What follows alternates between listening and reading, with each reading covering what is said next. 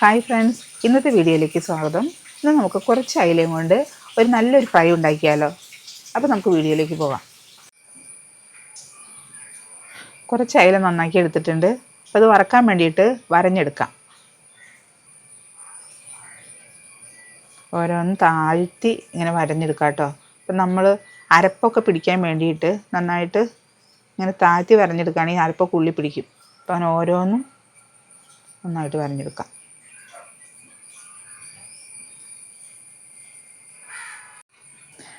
മീൻ ചേർക്കാനുള്ള അരപ്പ് റെഡിയാക്കാനായിട്ട് 4 വെളുത്തുള്ളി, 2 പച്ചമുളക്, 2 പീസ് ഇഞ്ചി, കുറച്ച് വേപ്പില, കുറച്ച് കുരുമുളക്, ഒരു 3-5 ചെറുള്ളി ഇത്ര എടുത്തിട്ടുണ്ട്.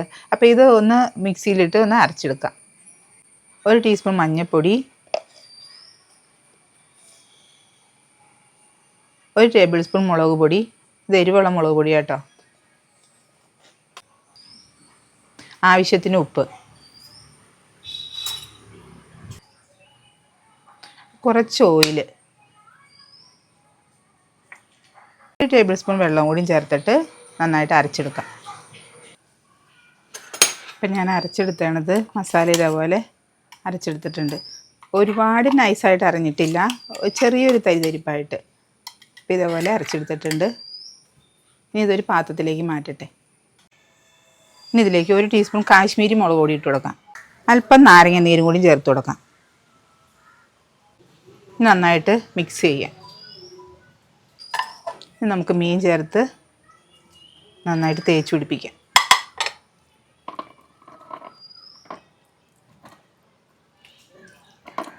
ഓരോന്നിൻ്റെ ഉള്ളിലേക്കൊക്കെ ആവാൻ പാകത്തിന് ഈ വരഞ്ഞേക്കണതിൻ്റെ ഉള്ളിലേക്ക് നമ്മൾ നന്നായിട്ട് തേച്ച് പിടിപ്പിക്കാം. മസാലയൊക്കെ നന്നായിട്ട് പിടിപ്പിച്ചിട്ടുണ്ട്. അപ്പോൾ ഒരു 5 മിനിറ്റ് മാറ്റി വെച്ചേക്കായിരുന്നു കേട്ടോ. ഇനി നമുക്കത് വറുത്തെടുക്കാം. അപ്പോൾ അതിനെ വറുത്തെടുക്കാനായിട്ട് ഞാനൊരു പാനിൽ കുറച്ച് ഓയിൽ ഒഴിച്ചിട്ടുണ്ട്. ഓയിൽ നന്നായിട്ട് ചൂടായിട്ടുണ്ട്.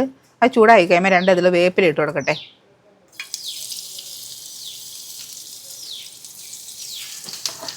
ഇതിലേക്ക് അയില ഓരോന്ന് വെച്ച് കൊടുക്കാം.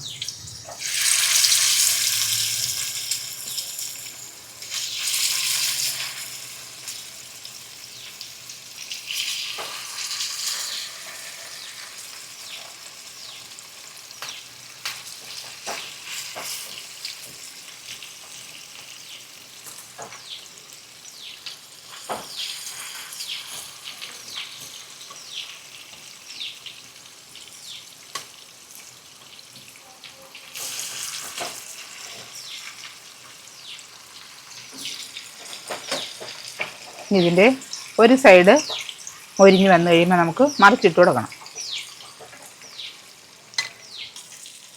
അപ്പം നമുക്ക് സൈഡ് മൊരിഞ്ഞത് നോക്കാം. മൊരിഞ്ഞ് വന്നിട്ടുണ്ട്. അപ്പം എല്ലാവരും മറിച്ചിട്ട് കൊടുക്കാം. അപ്പം നമ്മൾ 2 സൈഡും നന്നായിട്ട് പൊരിച്ചെടുത്തിട്ടുണ്ട്. അപ്പം അങ്ങനെ നമ്മുടെ മീൻ ഫ്രൈ റെഡിയായി. അടുത്തൊരു വീഡിയോയിലൂടെ വീണ്ടും കാണാം. ബൈ.